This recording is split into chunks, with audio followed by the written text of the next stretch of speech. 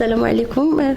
هذه الفنانة ديالنا حادة وعكي، جبناها اليوم. دارت واحد العملية على العين، دازت شوية من واحد المرحلة شوية صعيبة، ولكن الحمد لله الناس ديال هنا وقفوا معنا مزيان، وكنشكروا الممرضين والاطباء.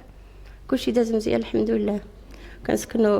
كنشكروا المصحة ديال جبران، وقفوا معنا وقفة مزيانة، والله يكثر خيرهم وشكرا لهم. بالنسبه لوزاره الثقافه، حضر شي واحد لهنا يعني شافها، طالع على الحاله ديالها؟ لا، حتى واحد ما جا عندنا من غير الاطباء ديال هنا وداك الشيء، صافي هما اللي كيزورونا. باش مسؤوله. كنبغيو نشكروا الاخ انور السويدي، هو اللي وقف معنا، شكرا جزيلا ليه. من نهار بدينا هو كيسول، والحمد لله هادشي اللي كاين وصافي.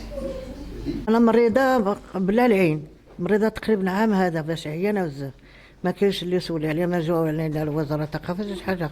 راه عندي لاكارت ديال وزاره الثقافه شحال هذه من السبعينات، وين ما سولوا على، ما كاينش اللي يسولوا عليه، ما كان اللي يدير شي حاجه. واليوم اللي جينا للسبيطار هذا الكلينيك وداك الشيء، تهلاو فينا، لا الطبيب ولا البنات اللي خدامين هنا، والله عمر هضر تهلاو فيها ودرت العمليه بخير، وغادي نرجع دابا.